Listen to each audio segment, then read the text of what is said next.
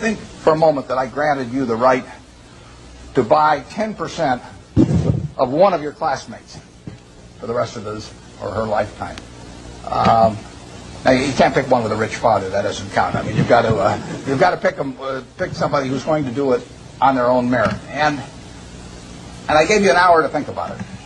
Which one are you going to pick among all your classmates as to the one you want to own 10% of for the rest of their lifetime? Are you going to give them an IQ test? Pick the one with the highest IQ?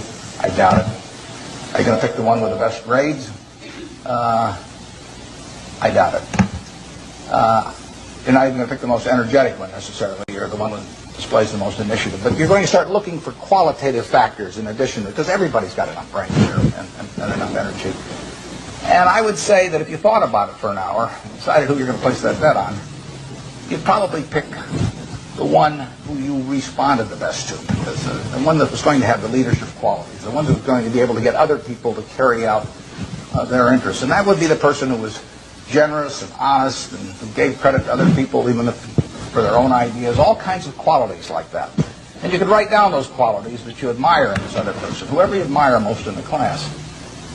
And then I would throw in a hooker. I would say as part of owning 10% of this person, you had to agree to go short 10% of somebody else in the class. That's more fun, isn't it? And you think, well, now who do I want to go short of? And again, you wouldn't pick the person with the lowest IQ you would start thinking about the person really who turned you off for one reason or another. I mean, they had various qualities, quite apart from their academic achievement, but they had various qualities. In the end, you shouldn't really want to be around them, and other people didn't want to be around them. And what were the qualities that lead to that? Well, there'd be a whole bunch of things. But it's the person who's egotistical, the person who's greedy, the person who's slightly dishonest, cuts corners, all of these qualities. And you could write those down on the right-hand side of it. As you looked at those qualities on the left and right-hand side, there's one interesting thing about them. It's not the ability to throw a football 60 yards. It's not the ability to run the 100-yard dash in 9.3. It's not being the best-looking person in the class. They're all qualities that if you really want to have the ones on the left-hand side, you can have them. I mean, they're qualities of behavior, temperament, character that are achievable. They're not forbidden to anybody in this group.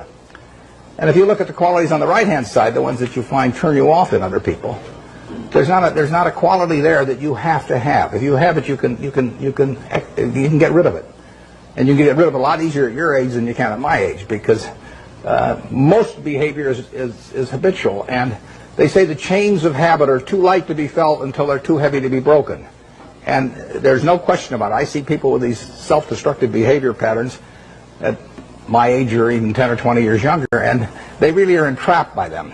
They go around and they do things that turn off other people right and left, and they don't need to be that way, but by a certain point they get so they can hardly change it. But at your age, you can have any habits, any patterns of behavior that you wish.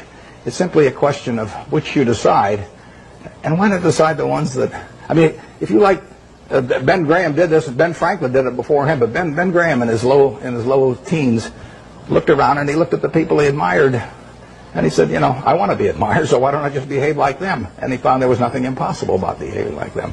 And similarly, he did the same thing on the reverse side in terms of getting rid of those qualities. So I would suggest that if you write those qualities down and think about them a little while and make them habitual, you will be the one that you want to buy 10% of when you get all through. And the beauty of it is you already own 100% and you're stuck with it. So you might as well be that person as somebody else.